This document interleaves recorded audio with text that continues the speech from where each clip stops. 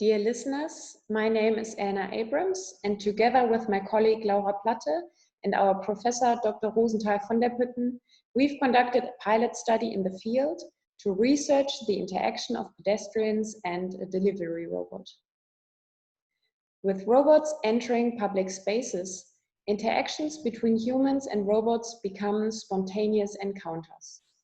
We have named people who just happen to be there to encounter a robot INCOPs, incidentally co-present persons.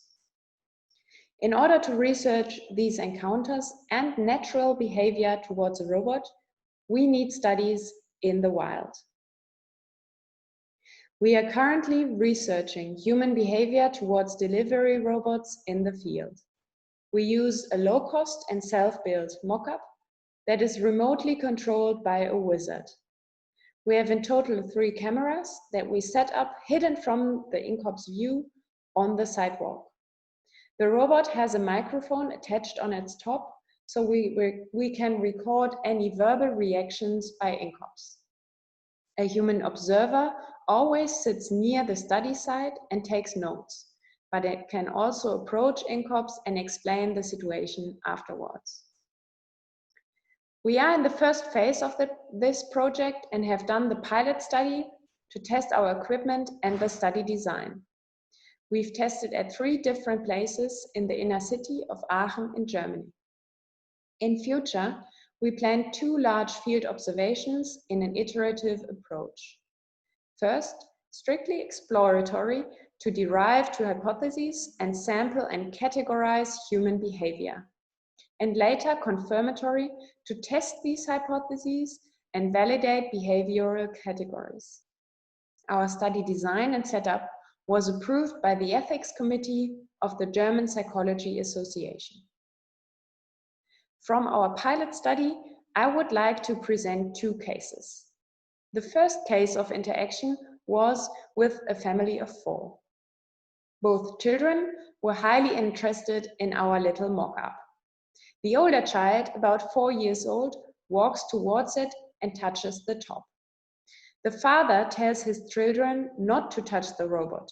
Both children follow their father's command, but are clearly further fascinated. The interaction lasts about 1.5 minutes. The second case concerns a couple of older age who walks hand in hand behind the robot on the sidewalk. The robot's pace is slightly slower, so they overtake it.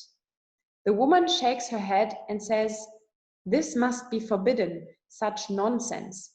People will fall over it." And she adds ironically, "How beautiful." The man does not respond or react to it in any way. We've picked these 2 cases to present at this workshop because they stand prototypical for many observations that we've made. Children seem to be fascinated and try to interact. Most people, however, ignore the robot and walk past it, seemingly without any interest in it or simply commenting on it verbally. Among the group of people who reacted, especially people of older age, showed negative reactions and expressed incomprehension, as demonstrated by case 2. In accordance with literature in the field, children are actively exploring and interacting the most. We conclude that our attention has to be on children when we want to research how to navigate safely through a crowd on a sidewalk. The pilot study demonstrates the feasibility of our field study setup. Many people seem to believe that our robot was actually autonomous. The majority of INCOPs who detected the human observer and/or the wizard approached us with interest. Further observational studies will help us in systematically categorizing human behavior and will deliver more hypotheses to test and validate. Also, in the name of my co-authors, I would like to thank you for your attention. Thank you very much for your presentation. Thank you very much for sending in advance. And now if anyone has questions, it's quite a very interesting topic, very similar to our previous talk. And so I have one question. Did you ever witness, first, how long were you able to record tests? Here you're showing 2 examples, but did you have a longer recording set? Oh, you are muted, you can apologize. I think it's okay now. Okay, yes, yeah. Sorry, so what was the question again? How long have you been able to perform these experiments? We tested at 3 different sites, and each location was tested about 2 to 3 hours. So we have in total up to 9 hours of filming material. Okay. Did you ever witness something similar to what Professor Kanda showed of abusive behavior from children or?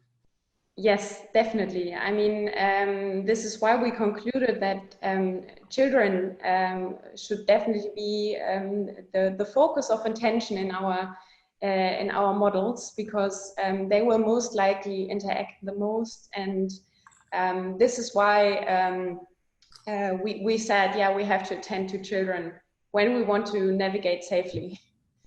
Yes, good. Thank you. We have one question. Did you have any encounters with pets, like dogs, cats? Yes, I think we had an encounter with a dog, but the owner pulled the dog away. So it is actually kind of similar to children. Once children are with their parents, they always get the command, don't touch that, come, please do not touch that. And this is very effective.